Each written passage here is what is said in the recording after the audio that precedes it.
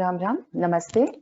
A warm welcome to all the participants of Sri Lalita Sahasranama Stotram chanting session. Hrutpurvaka Swagatam.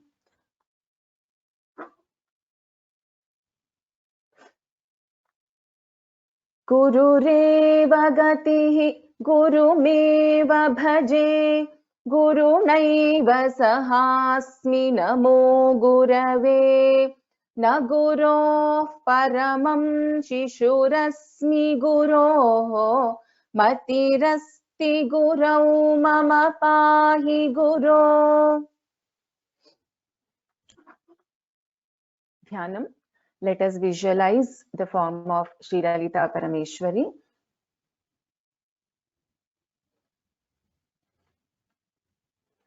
Sindhuraruna vigrahan trinayanam manikya-maulis-phurat taranayaka shekharam smitamukhim-apina-vakshoruham पाणिभ्यामलिपूर्णरत्नचषकं रक्तोत्पलं बिभ्रतीं सौम्यां रत्नघटस्थरक्तचरणां ध्यायेत् परामम्बिकाम्। ॐ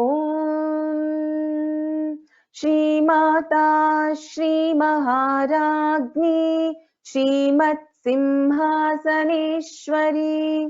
चिदग्निकुण्ड सम्भूता देवकार्यसमुद्यता उद्यद्भानुसहस्राभा चतुर्बाहुसमन्विता रागस्वरूपपाषाढ्या क्रोधाकाराङ्कुशोज्ज्वला मनोरूपेक्षुकोदण्डा पञ्चतन्मात्रसायका निजारुणप्रभापूरमज्जद्ब्रह्माण्डमण्डला चम्पकाशोकपुन्नागसौगन्धिकलसत्कचा कुरुविन्दमणिश्रेणीकनत्कोटीरमण्डिता अष्टमी चन्द्रविभ्राजदलिकस्थलशोभिता मुखचन्द्रकलङ्काभमृगनाभिविशेषका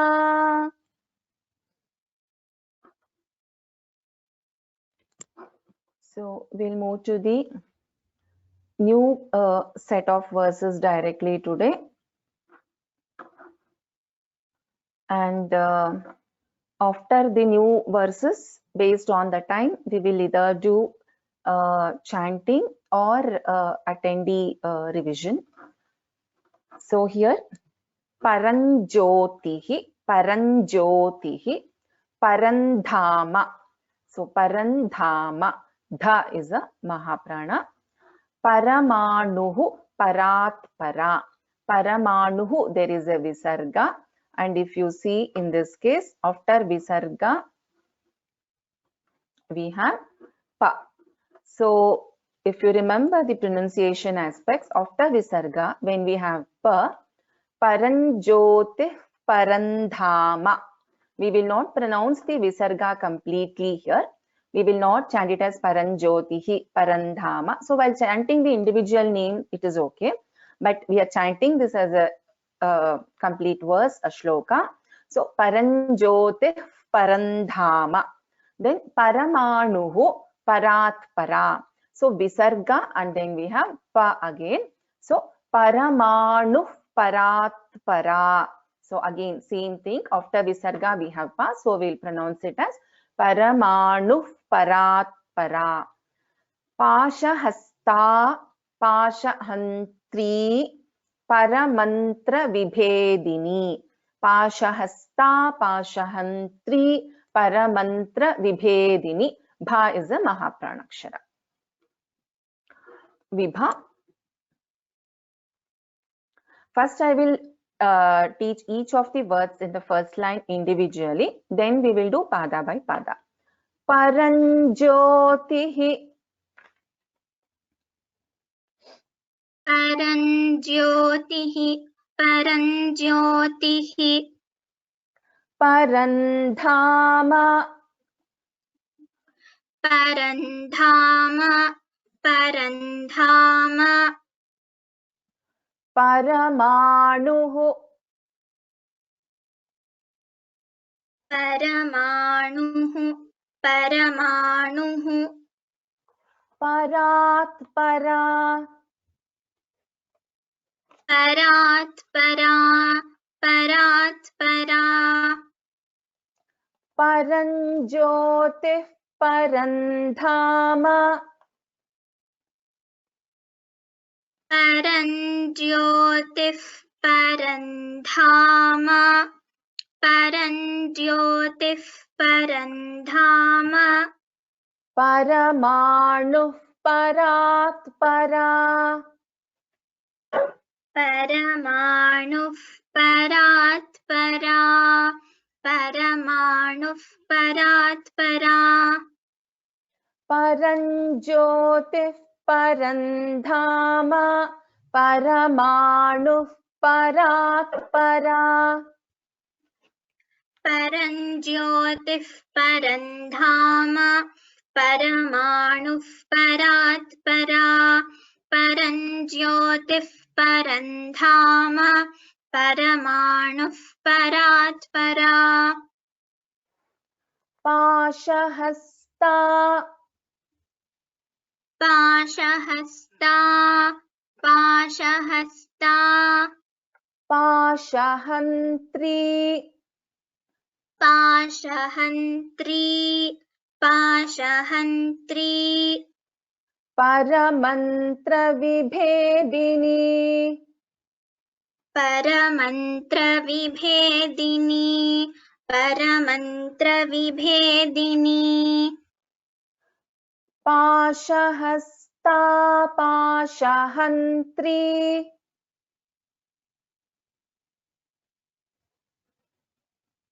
पाशहस्ता पाशहन्त्री पाशहस्ता पाशहन्त्री परमन्त्रविभेदिनी परमन्त्रविभेदिनी परमन्त्रविभेदिनी. So I'll teach the line by line, teach line by line now. Paranjyotif parandhama paramanuh parat para.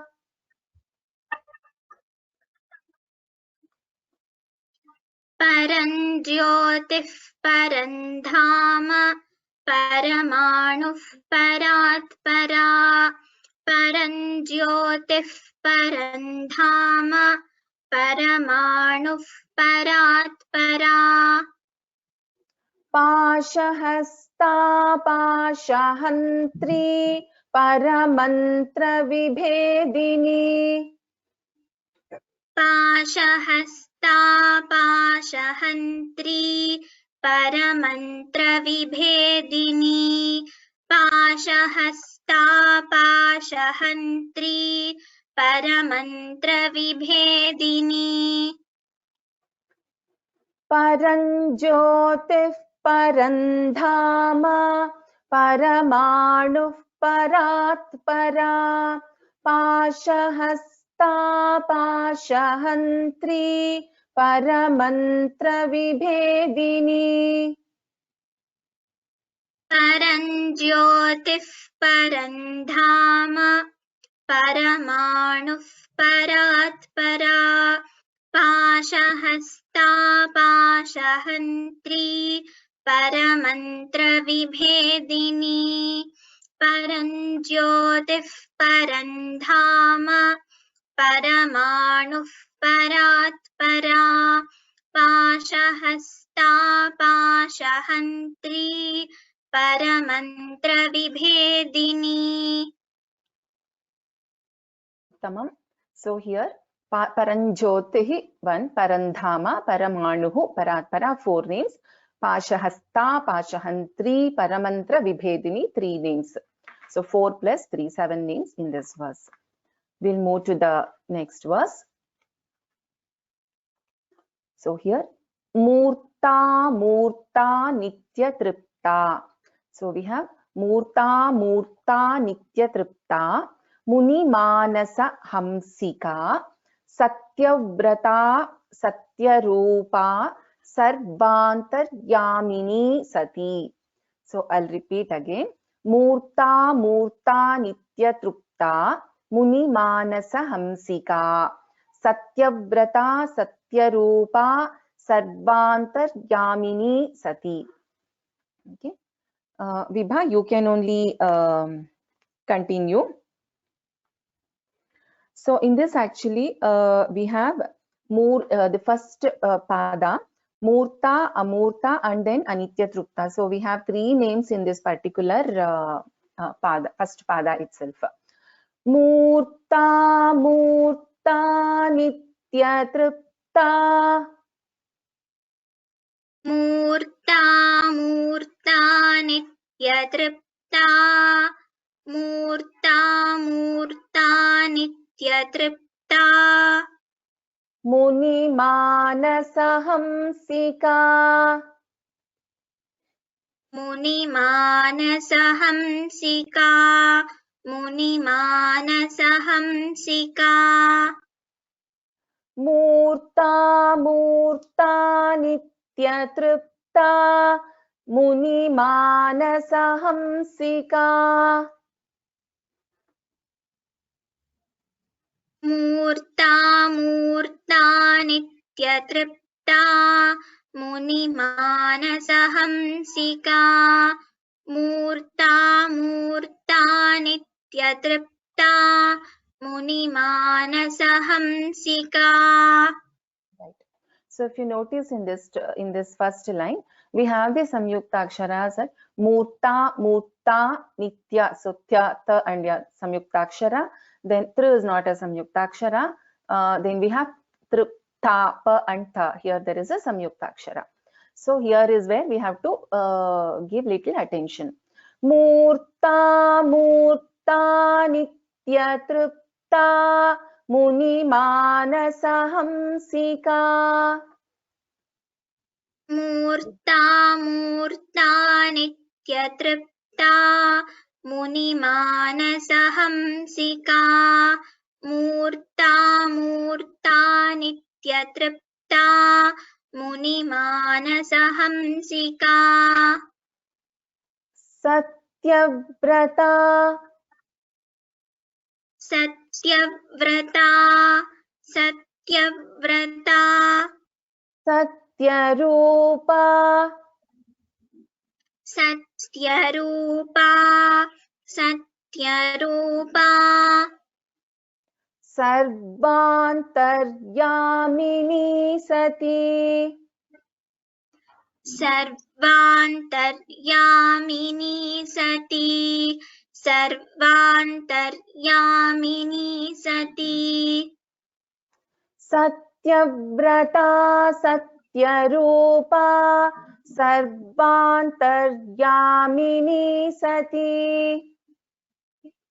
Satyavrata Satyarupa, Sarvantaryamini Sati. Satyavrata Satyarupa, Sarvantaryamini Sati. Murta Murta Nitya Tripta, Muni Manasa Hamsika. Satyavrata Satyarupa, Sarvantaryamini Sati.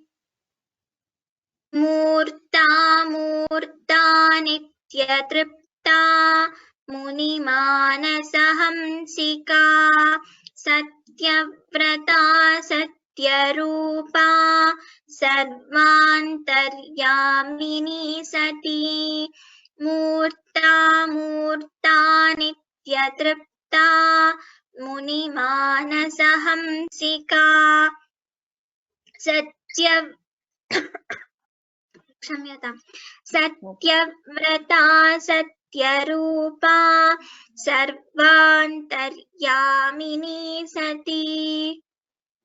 Uttamam. So here, as I told her earlier, so we have Murta, Amurta and Anitya Trupta, 3 names, and then Muni Manasa Hamsika, 4, and then another 4 in the second line, which is Satyavrata, Satyarupa, Sarvantar Yamini Sati. So 4 names. So 4 plus 4, we have 8 names in this verse. 155th verse. Brahmani, Brahmani, Brahma Janani, Bahurupa, Budhachita, Bahurupa, Budhachita. So here, if you notice, we have her anma, and we have again here her anma. We will be pronouncing this as not as Brahma, as Brahma only. Brahmani, Brahma Janani, Bahurupa, Budharchita, Dha is a Mahaprana.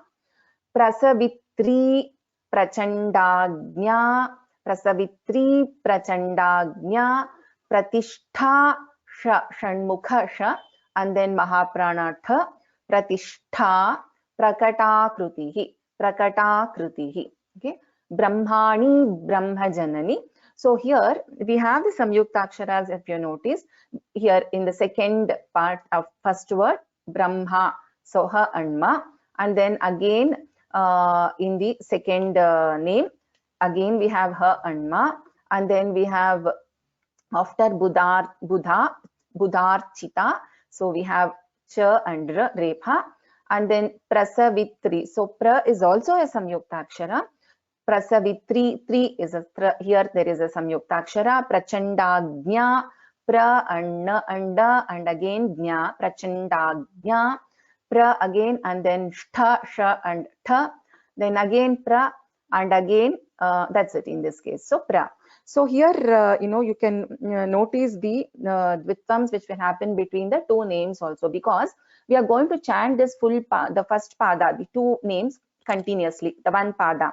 We won't take a pause, we won't stop after, like how we do after a pada, we won't stop after this first name.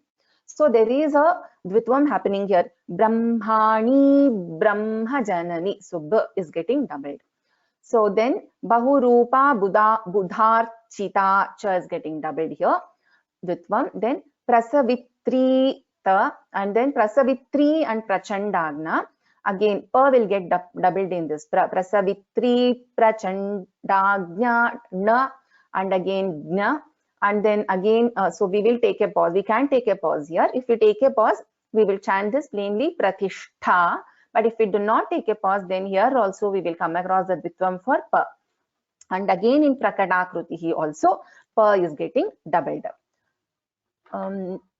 Let me see if...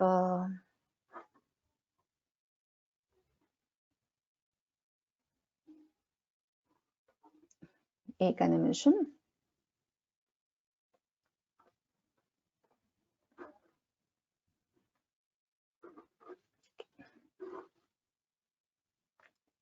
Prithvi, you can chant after me. Brahmani,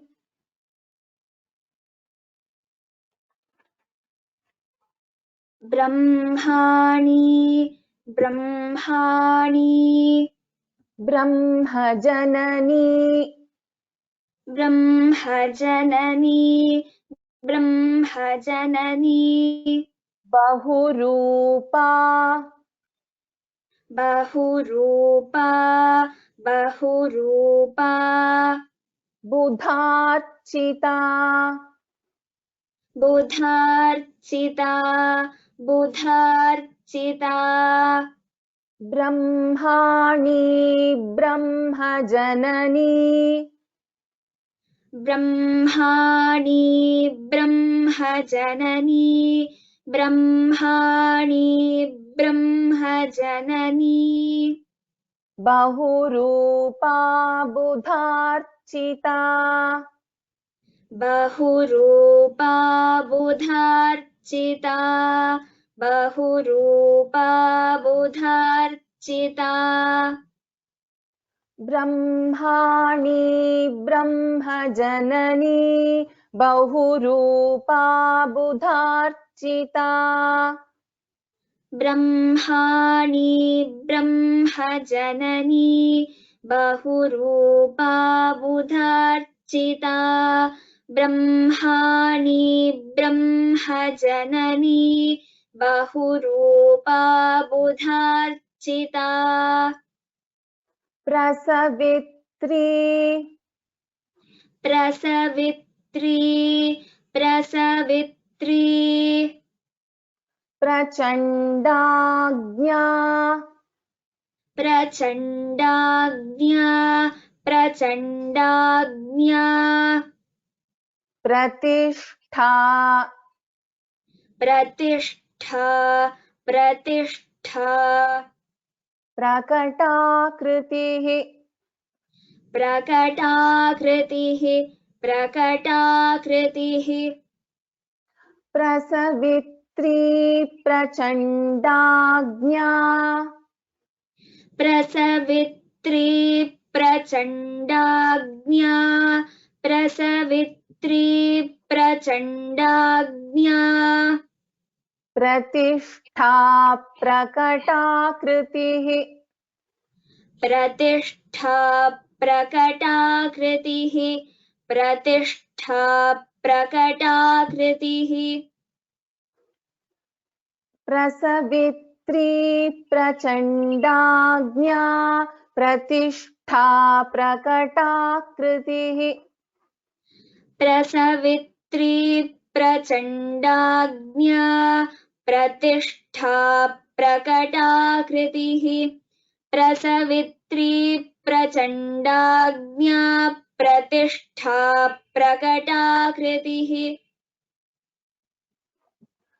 ब्रह्माणि ब्रह्मजननी बहुरूपा बुधार्चिता प्रसवित्री प्रचण्डाज्ञा प्रतिष्ठा प्रकटाकृतिः ब्रह्माणि ब्रह्मजननी बहुरूपा बुधार्चिता प्रसवित्री प्रचण्डाज्ञा प्रतिष्ठा प्रकटाकृतिः ब्रह्माणि ब्रह्मजननी बहुरूपा बुधार्चिता प्रसवित्री प्रचण्डाज्ञा प्रतिष्ठा प्रकटाकृतिः Tamam.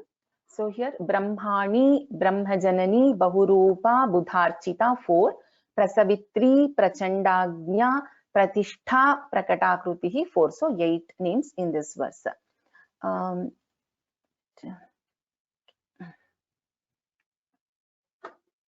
So the next one, 156th verse. Praneshwari, Praneshwari. So again, Sha will get doubled here. Pranadatri, again, Dvitvam on Pa.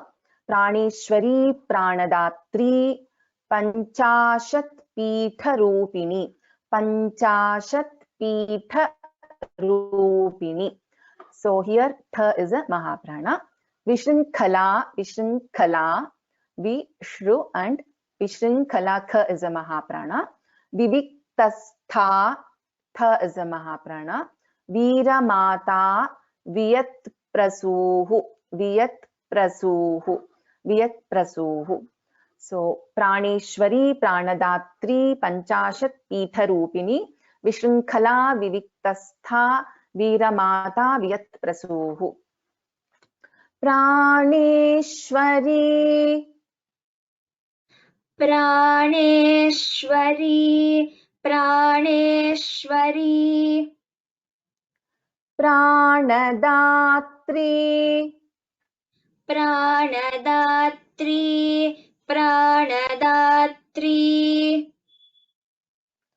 Panchashat Pitha Rupini, Panchashat Pitha Rupini, Panchashat पीठरूपिणी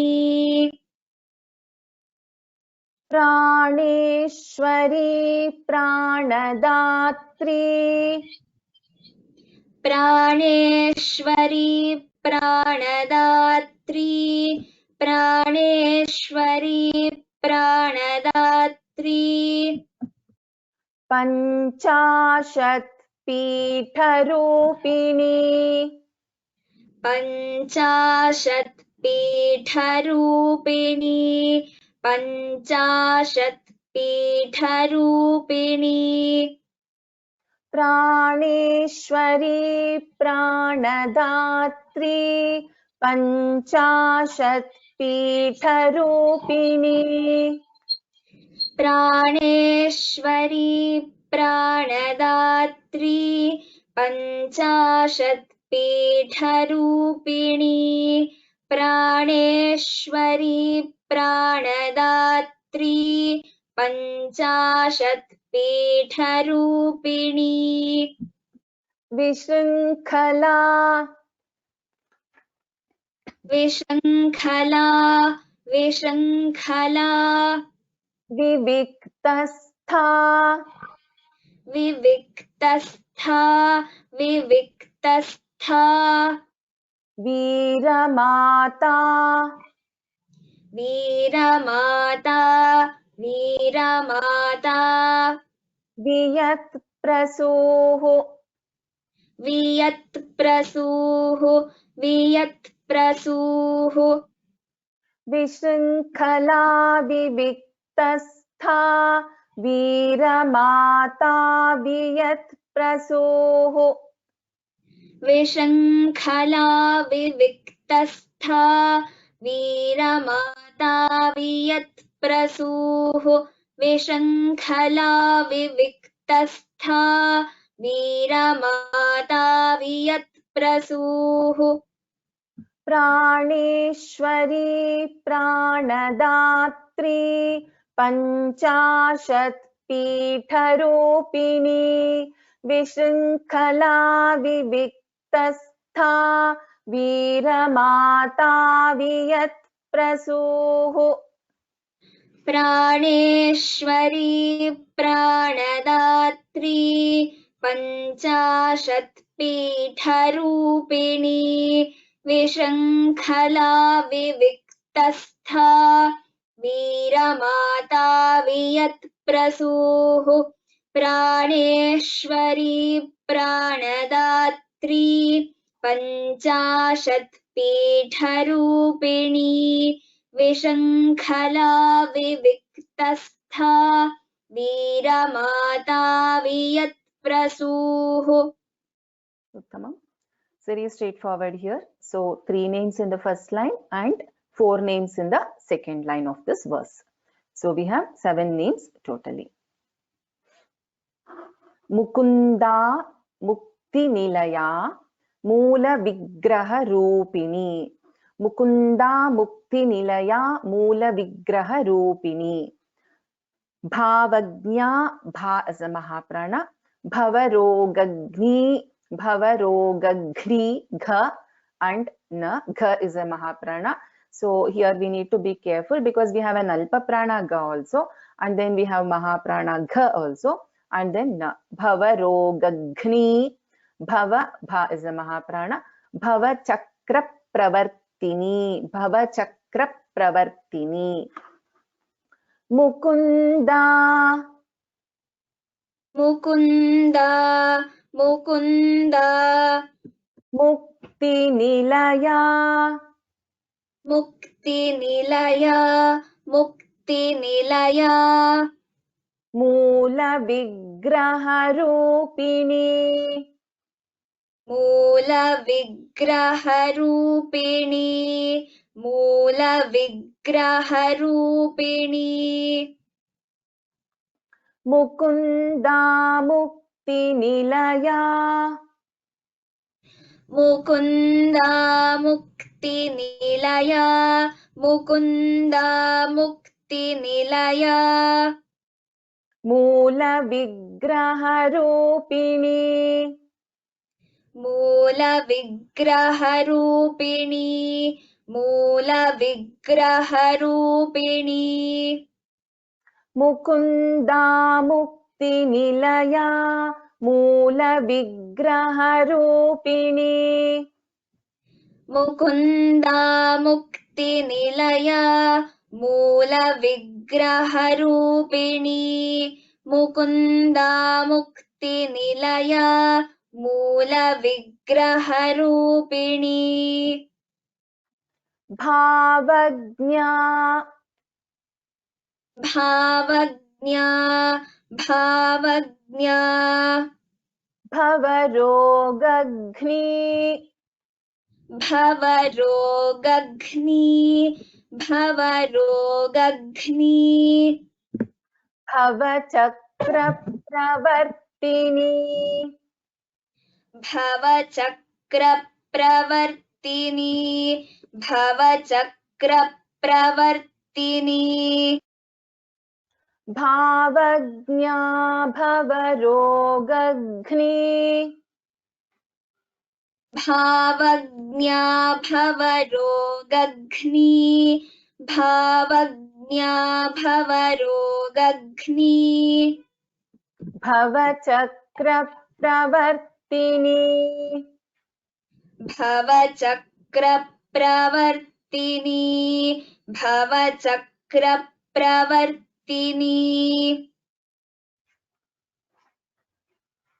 भावज्ञा भवरोगघ्नी भवचक्रप्रवर्तिनी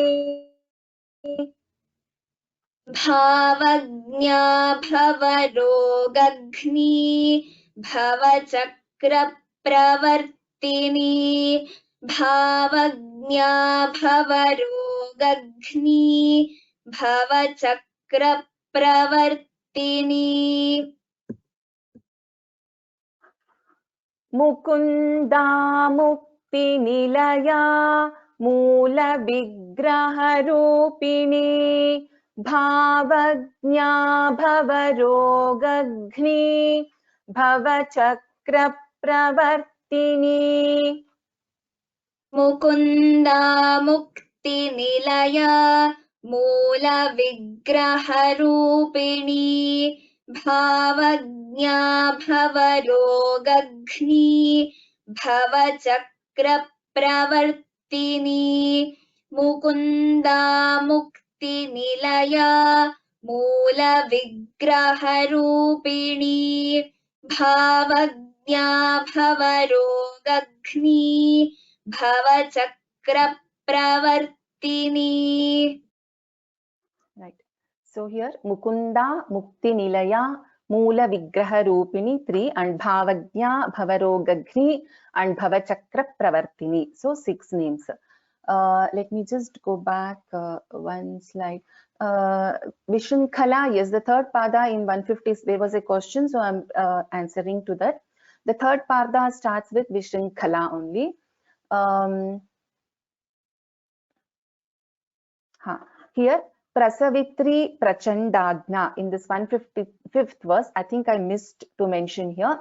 Prasavitri Prachanda Agnya Pratishtha Prakatakritihi. So we have actually 5 names in the second line of 155th verse. I think I missed mentioning this. So let me go back to what we were learning. So in this it is quite straightforward. So we have 6 names in this particular verse. Next one, Chandasara. So actually, see, if you see, Cha is a Mahaprana, and then we have Chandaha Sara, but we will be pronouncing this as Chandasara, Shastrasara, Shastrasara, Mantrasara, Talodari, Mantrasara, Talodari. There is a Dirgha here. Mantrasara, Talodari. Chandasara, Shastrasara, Mantrasara, Talodari, Udara Kirti Ruddama Vaibhava. Udara Kirti Ruddama Vaibhava. So this is the and the. So Udara Kirti Ruddama Vaibhava. Bha is a Mahaprana. Varna Rupini. छन्दस्सारा छन्दस्सारा छन्दस्सारा शास्त्रसारा शास्त्रसारा शास्त्रसारा मन्त्रसारा तलोदरी मन्त्रसारा तलोदरी मन्त्रसारा तलोदरी छन्दस्सारा शास्त्रसारा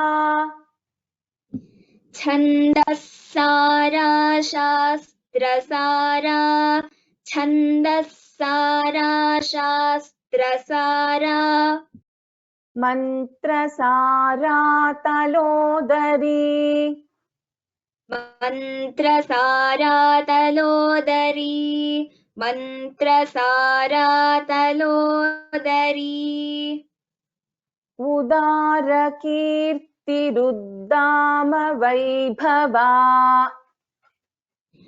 उदारकीर्तिरुद्दाम Vaibhava उदारकीर्तिरुद्दाम Vaibhava वर्णरूपिणी वर्णरूपिणी वर्णरूपिणी उदारकीर्तिरुद्दाम Vaibhava वर्णरूपिणी उदारकीर्तिरुद्दाम Vaibhava वर्णरूपिणी उदारकीर्तिरुद्दाम Vaibhava वर्णरूपिणी छन्दस्सारा शास्त्रसारा मन्त्रसारा तलोदरी उदारकीर्तिरुद्दाम Vaibhava वर्णरूपिणी छन्दस्सारा शास्त्रसारा मन्त्रसारा तलोदरी उदारकीर्तिरुद्दाम Vaibhava वर्णरूपिणी छन्दस्सारा शास्त्रसारा मन्त्रसारा तलोदरी उदारकीर्तिरुद्दाम Vaibhava वर्णरूपिणी.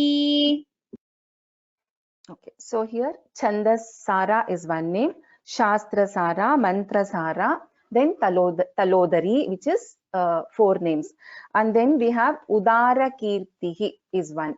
Udara Kirtihi, Uddama Vaibhava is the second name. So there are 2 names in the third pada, that is in the second line of this verse. Udara Kirtihi, then we have Uddama Vaibhava, 2 names. And then Varna Rupini, another name. So we have totally 7 names in this verse. Vibha, you can repeat after me. So here, Janma Mrityu, Janma Mrityu Jara Tapta Jana Vishranti Dayini. So I missed to underline this. This is one name. So we will not, by learning, we will split and chant. But when we are doing the actual chanting, we should chant this line together. Janma Mrityu Jara Tapta Jana Vishranti Dayini. Then we have Sarvopanisha Dudghushta. So here we have Shanmukha Sha, then Nishadud, here Alpaprana Da in this particular Nishadud Alpaprana Da, and then we have a Mahaprana Gha, Nishadud Sarvopanishadud Ghushta, Sha Shanmukha Sha, and then Alpaprana Ta.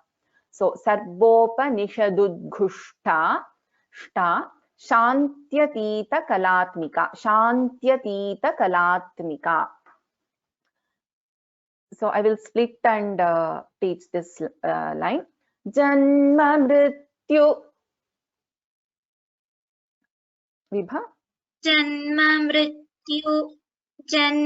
Mrityu Jara Tapta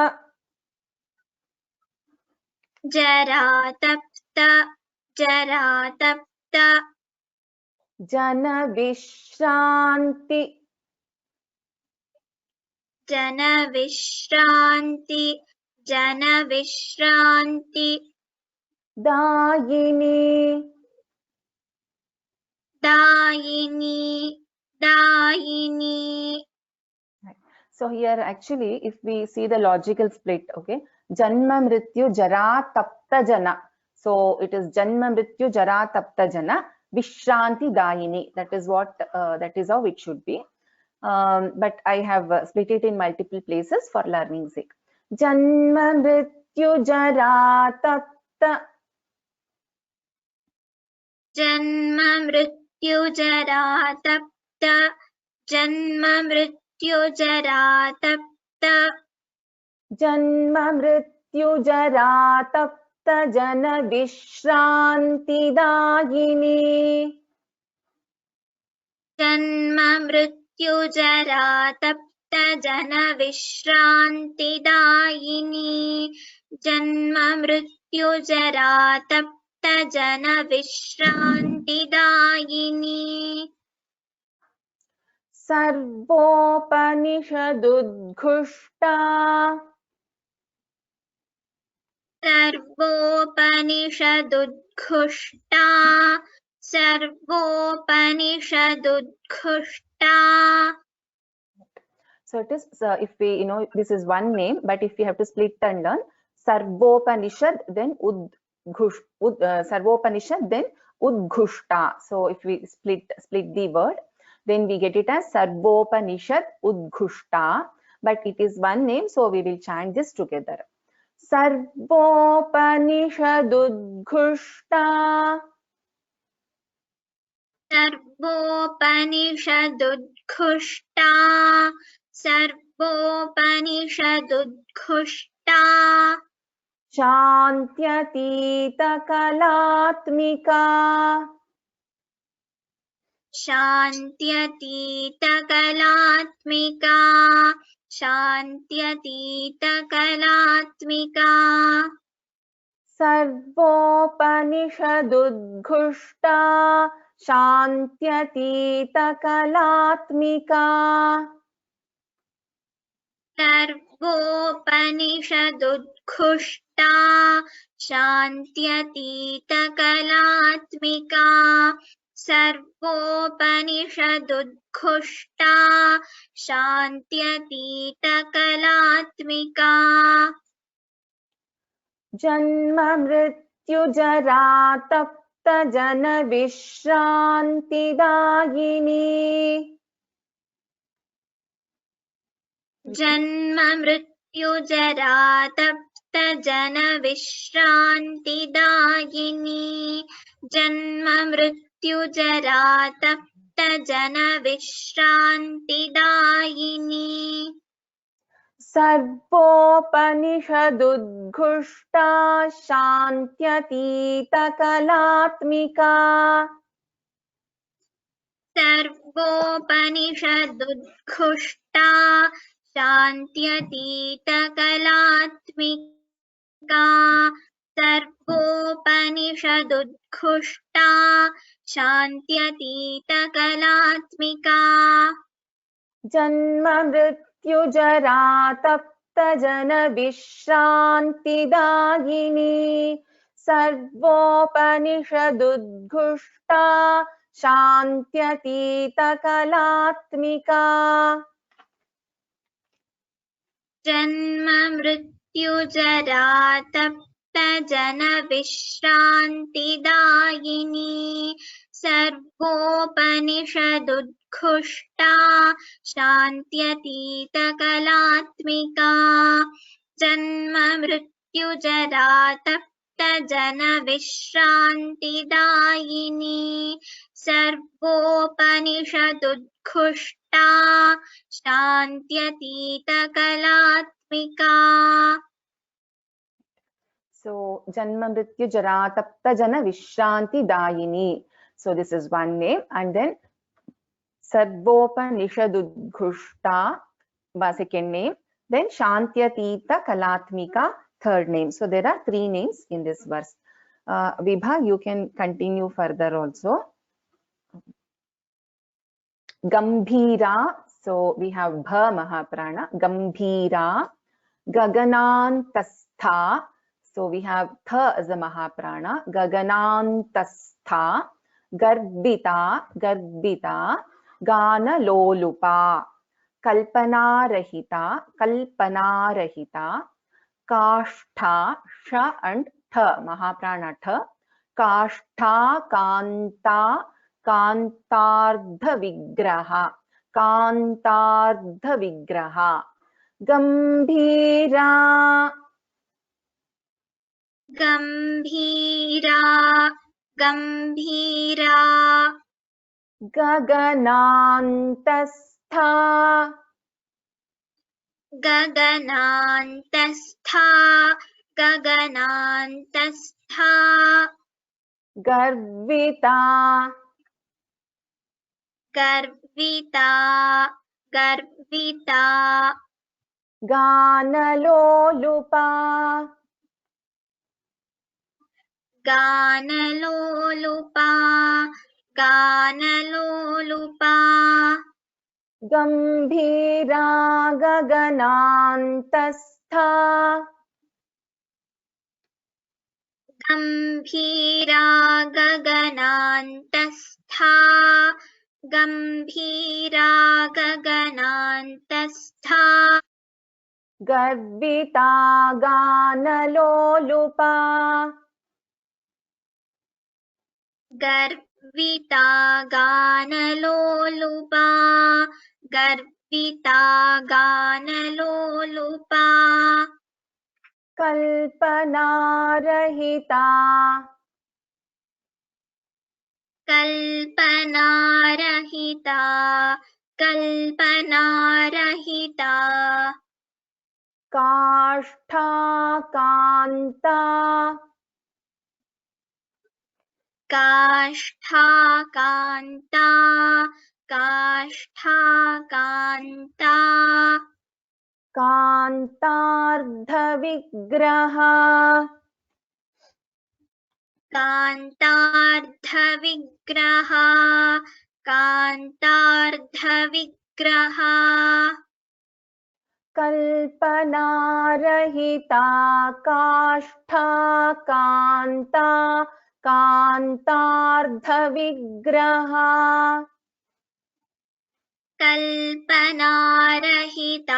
काष्ठा कान्ता, कान्तार्धविग्रह, कल्पनारहिता काष्ठा कान्ता, कान्तार्धविग्रह, गंभीरा गगनान्तस्था, गर्विता गानलोलुपा, कल्पनारहिता काष्ठा कान्ता, कान्तार्धविग्रह,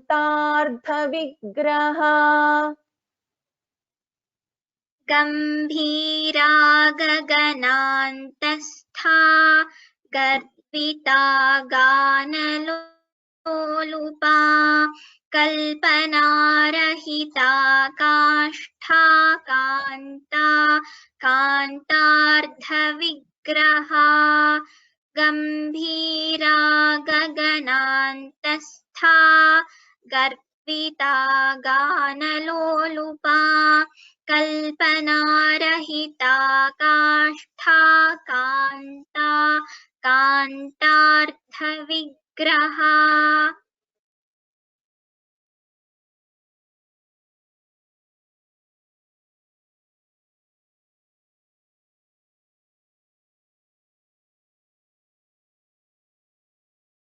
Ram, ma'am, you are not audible. Shamyatam, I was on mute. Gambhira, Gaganantastha, Garbita, Ganalolupa, 4 names. Kalpana Rahita, 5. And then this Kashtha, Kanta, we have 2 names. Kashtha and Kanta, so 2 names. So we have 5, 6, 7. And then Kantardha Vigraha, so 8 names we have in this particular verse. Prithvi, can you chant from 153rd to 158th verse again? Before that, so here see Paranjyotihi, this is an Anunasika here. So it is pronounced as Paranjyotihi only. Okay, Parandhama, this is also Parandhama only. It is not Paramdhama. It is Parandhama only. Okay. Prithvi, can you chant from here to 155th verse? Paranjyotif parandhama paramanuh parat para pashahasta pashahantri paramantra vibhedini murta murta nityatripta mudimanasaham satyavrata satyarupa सर्वान्तर्यामिनी सती ब्रह्माणि ब्रह्मजननी बहुरूपा बुधार्चिता प्रसवित्री प्रचण्डाज्ञा प्रतिष्ठा प्रकटाकृतिः. Dhanyavadaha Prithvi.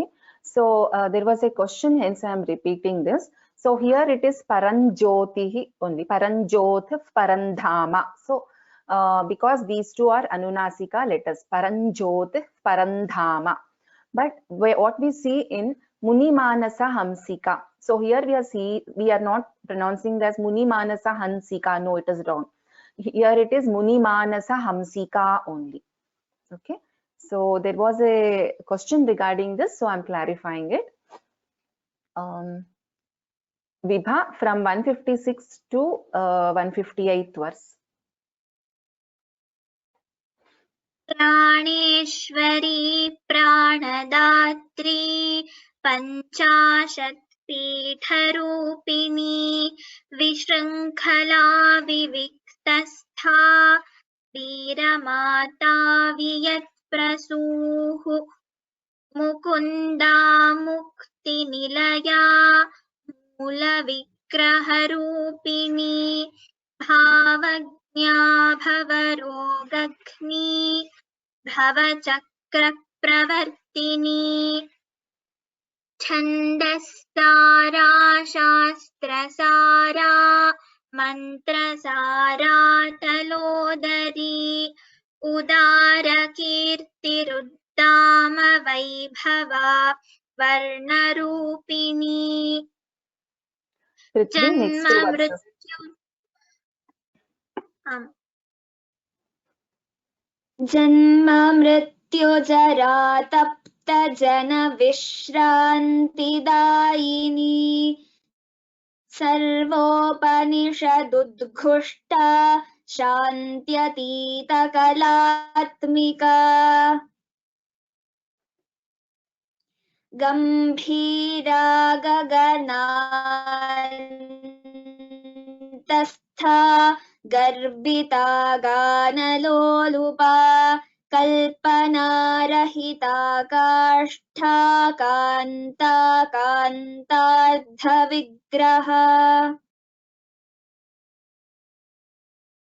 Uttamam. So we'll stop here today. We will meet on Monday at 6:30 p.m. IST. On Tuesday, we will have a revision class, which will be completely the revision, like, attendees can, half an hour of the class will be dedicated for only attendee chanting on Tuesday. So Monday, we will have the regular class where we will also learn the new shlokas, new verses. On Tuesday, we will have a revision class where we will have the complete half an hour for, or a little more than that, for attendees chanting practice. Today, because of lack of time, we will not be able to have the attendee chanting, which we will do it on Tuesday when we meet. So Monday there is a class, Saturday and Sunday, as we all know, there is no class during the weekend. So we'll all meet on Monday at 6:30 p.m. IST. So let us do the Mangalam. Sarva Mangala Mangalye Shive Sarvartha Sadhike शरण्ये त्र्यम्बके देवी नारायणि नमोस्तुते। राम राम राम, धन्यवादाः. We'll meet on Monday.